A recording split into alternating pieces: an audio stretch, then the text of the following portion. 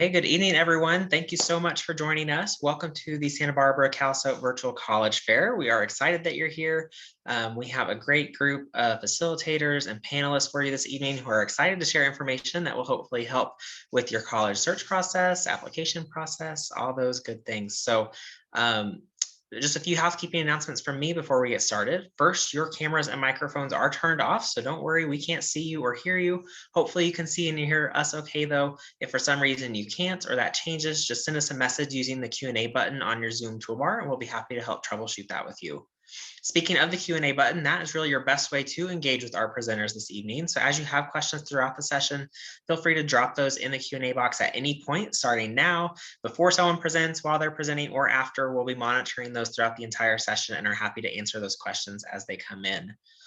Don't forget, there are more sessions and the college fair being offered tomorrow. So be sure to check that StriveScan website where you signed up for any additional sessions you might be interested in, as well as all of the session recordings will be available on that same website within about a week or so. So again, thank you for being here. And with that, I will turn it over to our panelists. Thank you, Tyler. So my name is Nadia. I'm a CALSOAP peer advisor, and I am joined also by Laura, who is also a CALSOAP peer advisor, who will be sharing her screen. One moment, sorry. And tonight we will have presentations on financial aid, community college, and the SPCC Promise.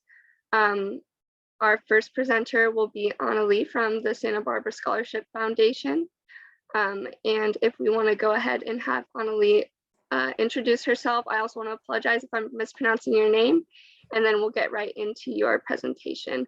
Like Tyler mentioned, you can use the Q&A feature to put any questions you have, and then we'll be responding there. Thank you so much, Maddie. Welcome, everyone. We are very excited to be here with you all. We have a lot of information coming your way, so if you have a pen and paper, take those out. You're going to get some great information, and you're going to be able to use it in the coming time, and we want to make sure that you have it readily available to you.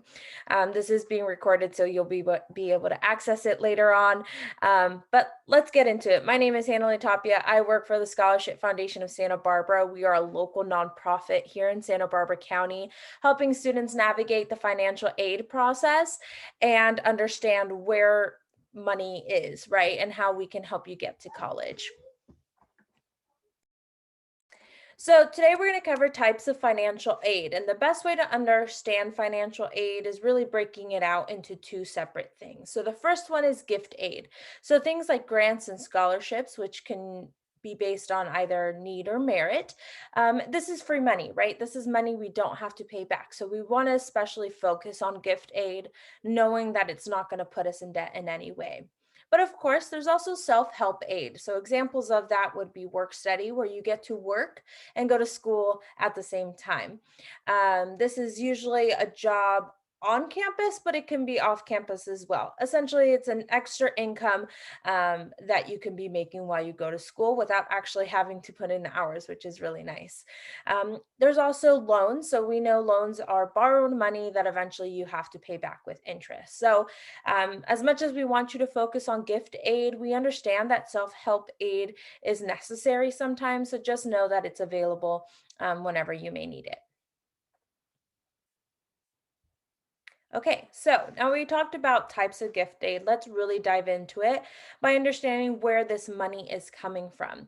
And essentially, it's coming from these four sources of financial aid. The first one is going to be your federal government, right? We live in the US. There's a lot of opportunities to get money from the federal government, and we'll cover those. There's also the state government, right, where we offer here in California. There's a lot of opportunities here as well. Institutional aid, which you'd be looking into each school and seeing what they have to offer. And of course, private aid. So institutions like the Scholarship Foundation of Santa Barbara, where they offer you some aid to go to college or some assistance to go and pay for the school that you would like to go to. So it begs the question, right? What does financial aid cover? And the best way we can break it down is breaking it out into two separate factors. So the first one's going to be our direct cost. So direct costs include tuition and fees, right? How much does it cost for you to attend that class or that course that you plan on taking? But of course, room and board, whether you're living on campus or off campus, it's going to cost you to live somewhere. So they want to understand wherever that school is, they understand the cost of living. So that's going to be your direct cost. But there's also things that we call indirect costs, which include transportation. Sometimes there's some commuter schools. An example of that would be our local community colleges or even CSU Channel Islands, right? A lot of schools are worth the commute, which means that's money that you have to put into your car.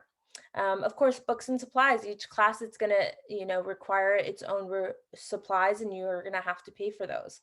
And of course, personal expenses, especially living outside your home, those personal expenses are going to increase. So when you take direct costs plus your indirect costs, you get your cost of attendance. So essentially, this is the ticket price that a school is going to cost you to be able to attend. So we understand how much it's going to cost us, right? So how much financial aid can I receive, right? How much money is available for me to use in order to pay for school? And this is all going to depend on your financial need. So when we're looking at the cost of attendance, right, I just explained that where it's the direct and indirect cost, we're subtracting that from the expected family contribution. So this is the amount a family can reasonably be expected to pay. This amount's going to stay the same, regardless of the school that you plan on attending. I'll dive a little more into what the expected family contribution is in just a moment, but essentially you take the cost of attendance minus that expected family contribution, and that's going to get you your financial need, right? This is how much your financial aid is going to be able to support you. So when we're looking at financial aid, here are several ways to apply to a financial aid, and we're going to be using financial aid applications. The first example of that is what we call FAFSA, also known as the Free Application for Student Aid. That's the long title, but we refer to it as FAFSA. This application is open to U.S. citizens, permanent residents, or eligible non-citizens. Here in California, we also give the students the opportunity to apply through the California DREAM Act application.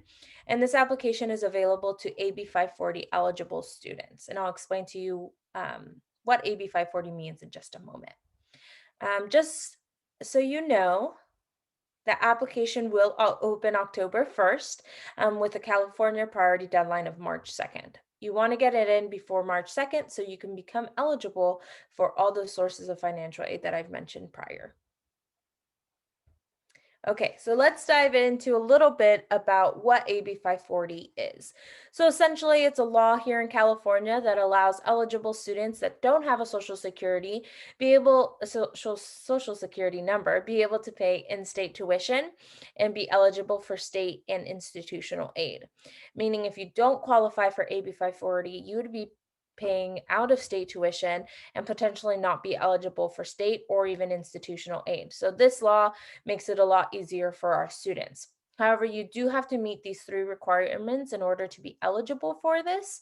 So first, you have to attend a California high school for at least 3 years, graduate from a California high school, and attend a post-secondary school in California. So essentially, you have to go to school here, graduate high school from here, and continue your education in California. So once these applications are done, we're going to essentially what they're going to provide you is your expected family contribution, right? That number that I mentioned before. It's what your family can reasonably be expected to pay. And this is what these two applications are looking at. First, they're looking at your household income. So this application year, you're looking at your 2020 income tax returns. It's also looking at your household size. So how many people live with your parents and are dependents of your parents? They're also looking at assets and investments. So if your family owns any businesses, any real estate, especially those 529 savings plans. So if anyone has those plans available for you, be sure to have that information readily available to you. Also, they're looking at the number of people in college, right? How many people are with you and attending college at the same time? How many dependents? So when they put all of this together, they essentially get this EFC. So the expected family contribution, right? The number that or the amount that your family is reasonably expected to pay. We understand that this number is not always the most realistic. So that's why we try our best to really focus on gift aid. So then this number doesn't have to be your main focus. Now, when completing these two applications, this is what becomes available to you. First is your federal aid, right? We're talking about federal Pell Grants. We're looking at work study. Work study is going to vary at every school that you attend, so you do have to ask for it independently, but it is available through the federal government. And there's also federal loans. Like I mentioned, we don't want you to take out a bunch of loans, but if you have to take it, it's there, especially federal loans that have a lower interest rate. There's state aid, such as Cal Grants, A, B, and C, the Middle Class Scholarship, the Chafee Grant for foster youth, and of course, the Dream Loan for AB 540 students. There's also institutional aid. So I know we're going to cover one example of the California College Promise Grant. I'll let Sergio take care of that, but there's also other opportunities like the UC Blue and Gold opportunity and other state university grants. Just to let you know, students that are filling out the California DREAM Act application, unfortunately, aren't eligible for federal aid, but are eligible for state and institutional aid. So just know there are resources available or out there that are available to you, even if you complete the California DREAM Act application. There's also an additional financial aid application that isn't free, but it could be required by some colleges or universities that you plan on attending. Very similar to the FAFSA and California DREAM Act application, this is an online application that collects information from 400 colleges, universities, professional schools, scholarship programs, so many different entities. So they're looking at financial aid outside of the federal government. So this is another opportunity to receive some great financial aid.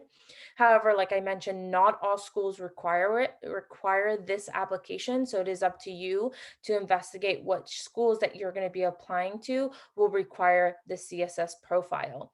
They will be looking at your tax returns. Well, your family's tax returns, your W-2 forms, and then any other records that contain income.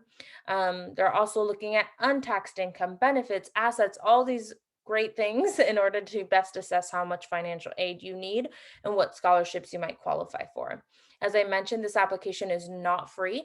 The first one's going to cost you $25 and the rest are going to cost you $16. So it's something to consider when approaching this application. It is a lot more intense than the FAFSA and the California DREAM Act application, so be prepared for that. But just know it's available and we can help you navigate that process as well. So let's get into private aid, right? We talked about federal and state aid and institutional aid. Now, an example of a private aid here locally is the Scholarship Foundation of Santa Barbara, aka me. In the last 58 years, we have awarded $130 million to 53,000 students. In 2020 alone, even as the pandemic was knocking on our door and really using everything it's got, we still were able to award $6 million to 1,814 students. Now, you do have to meet these 4 requirements in order to be eligible for our scholarships. And the first one is you have to attend a school here in Santa Barbara County for at least 4 years between the grades of 7th and 12th grade. It does not have to be consecutive. You have to have graduated from a Santa Barbara County school, high school, by June of that current academic year, and be planning to attend full time, whether that be at an undergraduate school, vocational, or graduate school. And lastly, we ask that you be a U.S. citizen, permanent resident, or AB 540. Our application is done online like most scholarship applications are. That is our website. So we're using a new platform called Kaleidoscope. However, our application opens every single year, October 15th. That's going to be an important date for all of you to remember. We're here to help all the way through grad school. So apply to us. There are 3 different scholarship programs that you will be eligible for, especially here in South County. The first one is our art scholarship with the deadline of November 15th. It's an art competition, so it's based on merit/talent. Unfortunately, we're not accepting any digital or performance art, but we do require for original art pieces. This application is very simple, no letters of rec. There's also the honors scholarship. So that also has a deadline of November 15th. This is based on merit. So we're looking at your academics, looking for students that have above a 4.0 GPA. We're still looking into our SAT/ACT scores, whether we're going to require them this year. But we're also looking at students that are well-rounded, right? So a lot of extracurricular activities, 2 letters of recommendation, a personal statement, and a list of those extracurricular activities. And the general scholarship is open to everyone in the county. So this application deadline is January 15th. We're looking at undergraduate and graduate students with a minimum GPA of a 2.0 or above. Very similar to the honor scholarship, where we do require at least 1 letter of recommendation, a personal essay, list of extracurricular activities, an unofficial transcript, and a student aid report, which is generated through a financial aid application. So in order to be eligible for us every single year, you have to reapply every single year. So like I mentioned, we want to help you throughout undergraduate, throughout graduate school, but you have to apply to us in order for us to be able to help you. So the application is open every single year, October 15th. Write that down in your calendar. I can't say it enough. October is going to be a huge month for all of you. Students that are looking into the SBCC Promise, which Sergio will get into later, and are planning to take advantage of that promise, we ask that you wait at least 2 years to apply and be funded by the scholarship program, and here's why. So students that are eligible for the Promise program, unfortunately, that covers everything that we would be able to. So tuition, books, and supplies, which Sergio will go into, that's what we cover, and we just unfortunately can't fund you while you're doing the Promise. However, the Promise program does require the FAFSA, California Dream Act, or the California College Promise grant application, and we're more than happy to help you get through that process.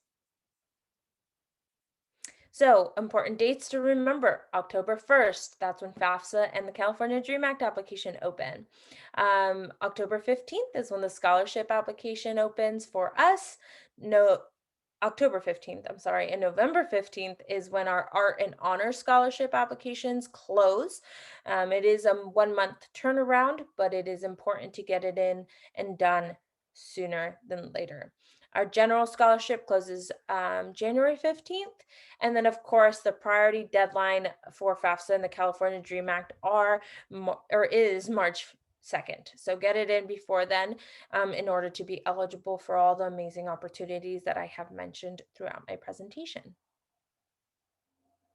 Of course, follow us on Facebook, Instagram, and all of our other social media platforms, but especially Instagram. We're constantly on there updating you with resources, links, just tutorials on how to complete things. So our handle is SB Scholarship.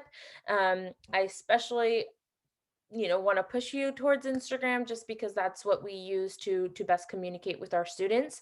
But of course, you're more than welcome to use our email, which is info@sbscholarship.org, or you can give us a call at 805-687-6065. We're not in the office, but you can leave us a voicemail. And if you go to the next slide, you're gonna get some information on how to make a personal appointment. So Raul and I are the South Santa Barbara County program advisors. If you want to make a one-on-one appointment, whether it be to complete your applications, to understand all the world of financial aid, please do so. You have our personal contact there. And like I said, this presentation is being recorded, so you always can come back to this presentation to find this information. So again, thank you so much. I threw a lot of information your way and in a really quick manner, but again, it's recorded. Go back, take your time, really be able to understand what I just covered. And of course, if you have any questions, we're always here to help. And without any further ado, I'll pass it back to Maddie. So thank you so much. I'll be answering your questions in the Q&A. Thank you so much. And like she mentioned, this is being recorded, so go ahead and look back at this when you get a chance to, once you get that information. Also remember that you can put any questions in the Q&A, and we will be getting back to them throughout the presentations. So now we have a presentation on Santa Barbara City College by Elizabeth, so you can take it away. Great, thank you, Maddie. Like Maddie said, I'm Elizabeth Stein, and I work with the Enrollment Services Department at Santa Barbara City College. And I'm going to talk to you about coming to CC and answering those questions for you. So education is the key to unlock the golden door of freedom, and we truly believe that an education is definitely the key to not only educating yourself and learning more about other people and other cultures in the bigger world, but also financially. College students make more over their lifetime. And I'm a big believer in, I would rather have a career that I love than a job that I don't. And coming to college, whether it be at SBCC or somewhere else, whether it be coming to SPCC for 6 month, a 12-month certificate program, or your plan is to transfer to a 4-year, it's a great opportunity for you to be able to take advantage of the programs that we have there, as well as our wonderful Promise program, which you'll hear about later. So in this presentation, we're going to break it down to what we are, why would you want to come here, how do you come here, and when you should do all of those things. So what is SPCC? So we are part of the California Community College System, one of 116. We offer associate's degrees, certificates, and transfer programs. So you can stay at City College and do a degree or a certificate, or you can work towards transferring to a 4-year university or college of your choice. We also have a large non-credit campus, which is our School of Extended Learning. And there are tons of classes there that you can take for free. Some cost money. It's a very different application process and is considered our School of Extended Learning, but we also refer to it as non-credit. So it is a different process. So you do want to reach out to me, and you will get my contact information at the end of the presentation. So why SBCC? So the biggest thing is, for all of our eligible local high school graduates that are eligible, we have this fantastic program, the SBCC Promise. And for 2 years, your costs are covered. I mean, if that can't sell you on coming to CC, I don't know what would. It's a free education, and Sergio is going to tell you all about it. You really don't need to jump through that many hoops in order to be eligible for it. It's an incredible program. We also offer 80+ academic majors. So the 5 that are listed here are actually our top 5 most popular with students. So business, communication, engineering, psychology, and biology. But we have everything from environmental horticulture to students that want to go on to medical school. So we have a very, very wide range. We have and are known for our wonderful student support programs. Things like EOPS, which helps students that are first and family, DSPS for students that may have a learning disability or a physical disability or a 504, an IEP plan. Science, technology, engineering, and math students can receive services through STEM, study abroad. We have our own food pantry that we provide free food to students. That is actually still going on once a week during the pandemic. Our honors program. And then our great university transfer center. So we have a center that will help students figure out where they want to go. So what schools have the major, and then everything from that to figuring that out to what classes you need to take to get there to actually support with the application process. Something within that program is referred to as our tags, or our admission guarantees. And you can find more information and a full list of the schools on our website. You can just search TAG, T-A-G, or Transfer Admission Guarantee.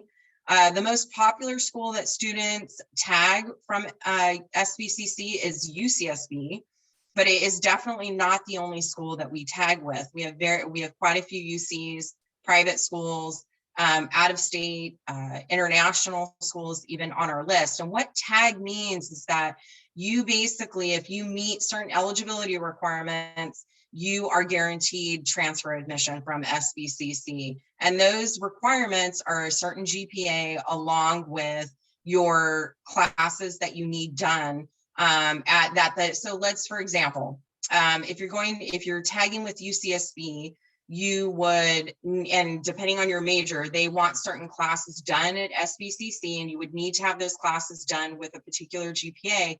You are admitted to the school as a transfer student. You're guaranteed that admission. So what that means is that you don't need to compete.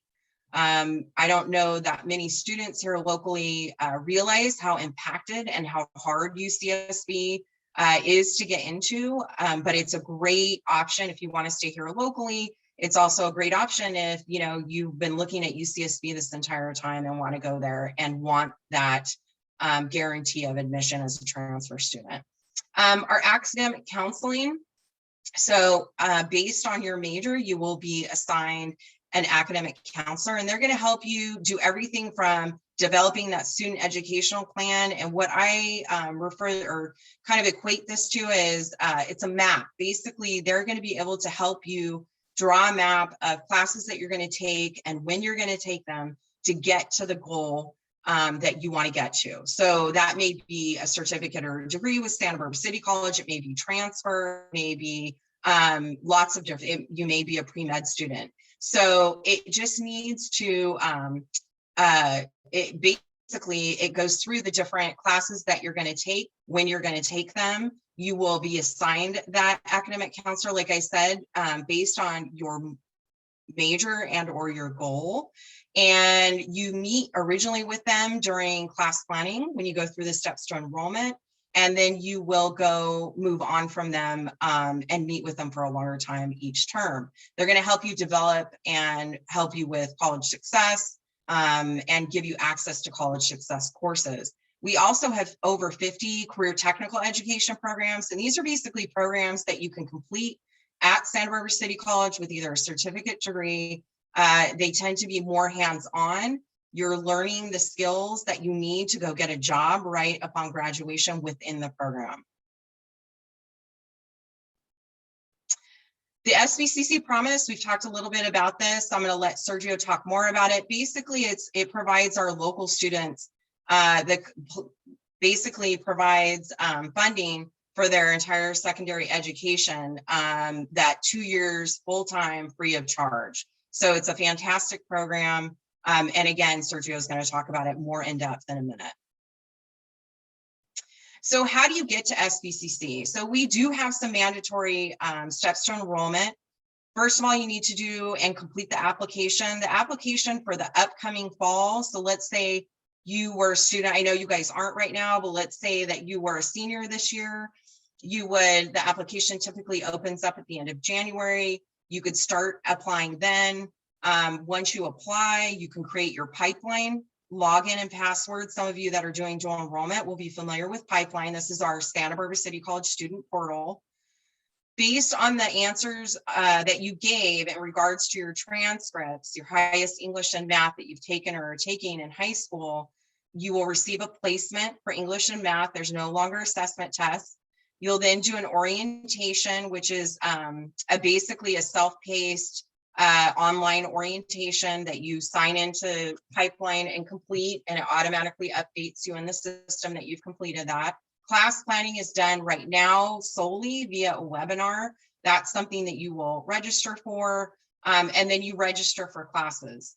You guys get a priority enrollment date. So right now, students, we're getting ready. We have registration workshops for our seniors that will be coming to us in the fall on May 12th and 13th. So the great thing is that Enrollment Services is going to be with you every step of the way. We are actually going to hold application workshops in February and March probably of next year. We will help you do get through the orientation. We will support you in doing class planning, and then also have kind of a bookend of workshops for registration in May of next year. So important dates for seniors. I know you guys aren't seniors, but when should you apply? So again, you are going to apply probably in the end of January 2022. in February. You want to make sure you're paying attention to those emails and those things that are going out via Parent Square, because that's how we really get the information out to our local high school students. Not only do we do those workshops that I was talking about for seniors, but we actually do monthly visits for every high school. So even as a freshman, sophomore, junior, you can actually come meet with us during one of those monthly visits. We also do lots of events. We're in charge of doing Vaquero Welcome. We have a signing day event coming up in May for those new seniors that are going to be coming to us in the fall. We provide student support. And again, we'll help you register for classes. On our enrollment services page, as you will see the link at the bottom of the page, we actually have a page that has its own page to every single local high school. So every local high school is on there, and you can go on there and see when is the next monthly visit, when are we having some drop-in hours, all of those, what types of events are happening. You can find all of that information on your local high school page. So we just really want you to know that you are not alone in this.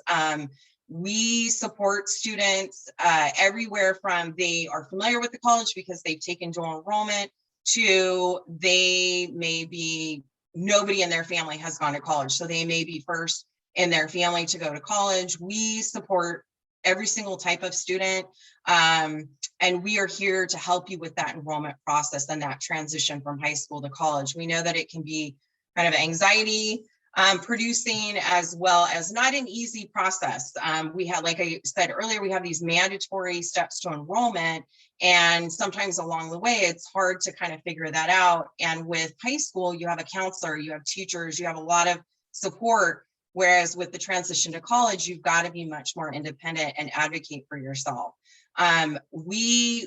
This is a huge part of what we do, is support students through this enrollment process, whether it be asking simple questions like, where do I find my email on Pipeline, to, you know, I'm having trouble signing up for a class planning, to I need help figuring out my schedule of classes and help registering. So we get lots of different things, and we just want you to know that we're here to support you. So contact us. Please take a picture, a screenshot of this. You can come back to the recording. So Mary Lou Hernandez is my co-pilot. Basically, she's over doing the Spanish version of this presentation tonight.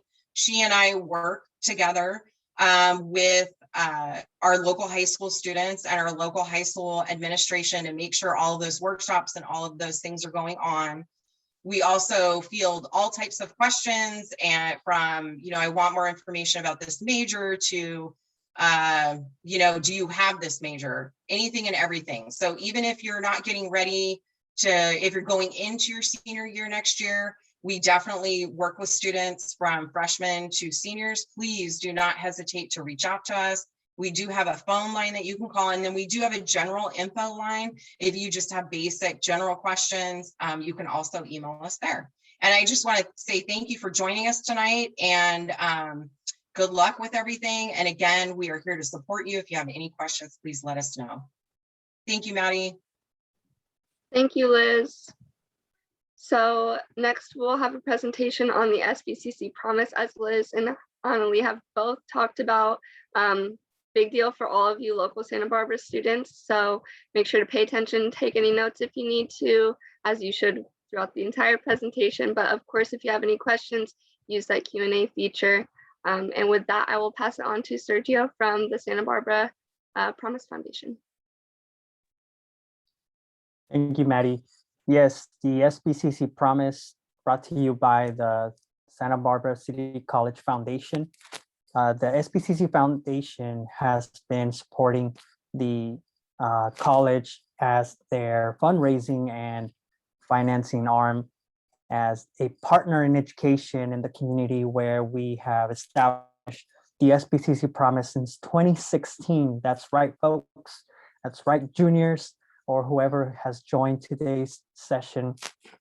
College is covered because of your community making the investment to say, you know, we're going to invest millions of dollars so that students don't have to worry about the cost of going to college. With the messaging coming from even the White House saying two-year college or community college should be free, we already got you covered since 2016 and beyond. So our goal is to truly benefit you in your pathway to success through whichever pathway you want to take, whether that is through an academic pathway, or perhaps you go through a career technical educational program, 1 semester at SBCC to fulfill your requirements. No matter what it is, we are going to cover your registration fees, your mandatory fees, all your required books. So if a professor tells you that you need a $100 book, we got you covered. If a professor or instructor tells you you need a $700 kit for a cosmetology class, we got you covered. So as long as a book or a course material is asked of you or all the students in your class and required, then we got you. Next, please. All right. So how do you take advantage of this? Well, you just know that if you're a local student in the area, which is from Goleta down to Carpinteria along the coast, most of South County of Santa Barbara, you know that you are eligible for the SPCC Promise because you are graduating from a secondary educational institution or high school within the college district. There are 116 community colleges. SPCC is one of the most top-notch, highly ranked college in California for students in the community. So you are already in an advantageous position to take and really focus in on your career choices and career interests so that when you come to SPCC, you know and you have an idea of what you want to study. So just know that just by being a local student, so geography is the #1 component of eligibility. It's to sign up. So the first step is to sign up. The other thing to consider, if we go back one more, the second thing to consider is you need to enroll at SPCC your first or second semester immediately after high school graduation for 2 main reasons. One, you want to take advantage of higher education immediately after high school. Take advantage of everything that you've been learning throughout the last 12 years in grade school, K through 8, and through high school. That way that you have that all fresh in your mind, specifically math and English, which are foundational for either STEM or humanities majors. And also the second reason why you want to enroll at SPCC immediately after high school, I'm talking don't take no gap years. So go into your first or second semester so that you can technologically sign up for the SPCC Promise. That's right. So our sign up page for the SPCC Promise only allows students who enroll their first or second semester out of high school. If you don't do that, then you have to contact me directly to see how we can work you into a manual addition to the SPCC Promise. So if you're thinking of taking a gap year or a gap semester, maybe consulting with an academic counselor or career counselor at SPCC might prepare you better to start at an earlier stage. Next, please. So we talked about how to sign up for the SPCC Promise, but one thing you may not know of is how to stay involved and participate fully in the SPCC Promise. So these 4 requirements I'm about to present to you are truly imperative, really important for your success. And these are minimum tasks that you experience as a student. As some of the presenters today have said, you become a little bit more independent when you're in college. So if you're thinking right now, there's a lot of people on your team, you know, you have your counselor, your vice principals, you know, your personal counselor, whoever it is that works for you at your current institution or high school, whether that is homeschool, online, private, public, whichever one, they, you know, you have a team with you. The same goes with the community college. When you enter SPCC, You get to choose who's part of your team, who's going to be your academic counselor, who's going to be your financial aid advisor, who is your career counselor, and perhaps you join other programs such as UPS, UMOJA program, and others. So we ask of you of these 4 things every semester and academic year. Apply for financial aid, whether that is the CCPG, FAFSA, or CADA, whichever one that you learned about today that applies to you. Submit that every academic year, not just for the SPCC Promise, but as long as you're a college student, you want to submit one of those. Commit to a full-time schedule. A lot of students ask, can I be a part-time student and still be eligible for the SPCC Promise? That depends. We do have an accommodation for those of you with the 504 plan that transitions over to the community college system. You can talk to someone from the DSPS office or department at SBCC to learn more about an accommodation called a reduced unit load. So that just means you don't have to be a full-time student to be able to participate in the SPCC Promise. Have an approved reduced unit load with DSPS. But for the most part, I would say 90% of our students have to commit to 12 units. So in high school, it might be that a class is 5 or 10 units every semester. And it's pretty much the same across the board. If you have taken dual enrollment classes, you'll notice that in college, the amount of units per class just depends on how many hours of class time are required of you for that particular course. So commit to 12 units. That is the minimum to be a full-time student. That is the minimum to participate in the SPCC Promise. And with that, we also ask that you meet and check in with an academic counselor. I don't have the capacity to meet with over 1,000 students every semester. I wish I could, really. But we have an amazing team at the academic counseling department where you check in with them, and it's mandatory that you do that every single fall and spring semester to stay eligible for the SPCC Promise, and also for you to check in about your career goals, your academic planning sessions, your educational pathway, transfer requirements, and all the other business part of your educational pathway and journey at SPCC. And with that also, we want you to stay above the ground and have at least a 2.0 GPA to stay eligible as a student in college. And any college that you go to in the United States, you are required to have at least a 2.0 to continue being a student and continue enrolling. So we agree with that. And we have the similar policy where as long as you remain in good academic standing at Santa Barbara City College, you can remain participating in the SPCC Promise, knowing that the Santa Barbara City College, like all the schools in the United States, require at least a 2.0 to continue enrolling in classes. Next, please. So I want you to stay connected with us, right? Take a screenshot, download this, take a picture, a mental picture. You can reach me at this email address, promise@sbccfoundation.org. You can call our regular phone line, which is 805-730-4416, or you can call me directly at my mobile device since we're working remotely at 805-730-4406. You can visit our website for more information, sbccpromise.org. Our office hours are typically Monday through Friday, 9 a.m. to 12. Small break for lunch, and we'll come back at 1 p.m. through 5 p.m. Really important. For up-to-date information, follow us on Instagram.